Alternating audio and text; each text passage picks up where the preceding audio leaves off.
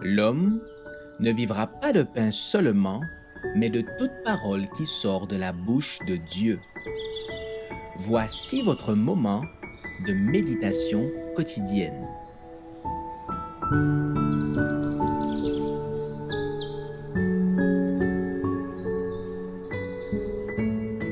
Avec Dieu chaque jour.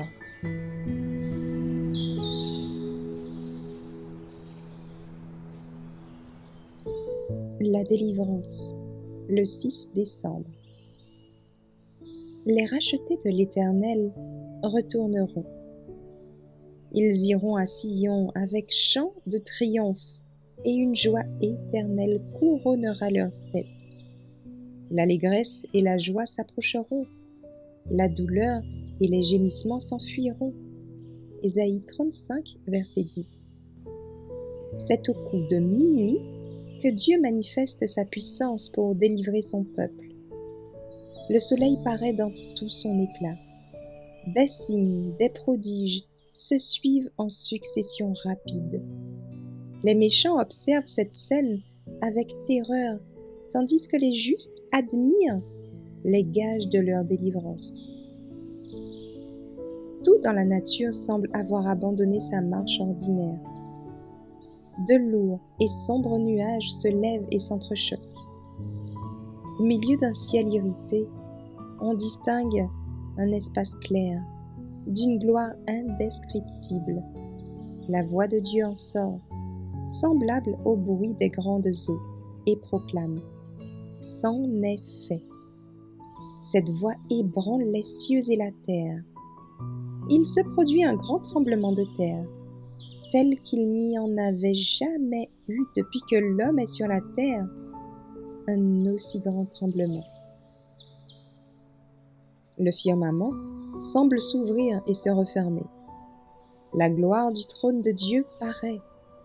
Les montagnes oscillent comme des roseaux agités par le vent, et des masses de rochers déchiquetés volent de toutes parts. Des sépulcres s'ouvrent. Plusieurs de ceux qui dorment dans la poussière de la terre se réveillent, les uns pour la vie éternelle et les autres pour l'opprobre, pour la honte éternelle. Tous ceux qui sont morts dans la foi au message du troisième ange sortent glorifiés de leur tombeau pour entendre proclamer l'alliance de paix conclue avec les fidèles observateurs de la loi de Dieu.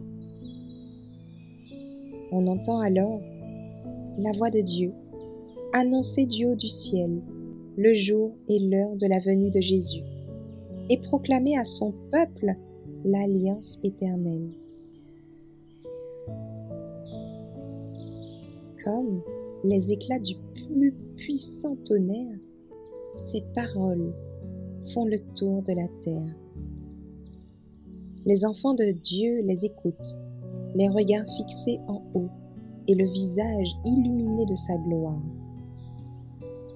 comme l'était celui de Moïse à sa descente du Sinaï. Les méchants ne peuvent supporter leur vue, et quand la bénédiction est prononcée sur ceux qui ont honoré Dieu en sanctifiant son saint jour, on entend un immense cri de victoire.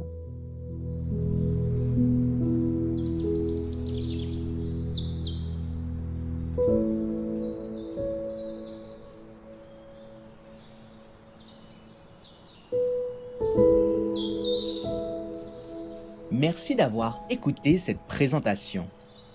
Assurez-vous de nous rejoindre demain pour votre moment de méditation quotidienne avec lereste.org.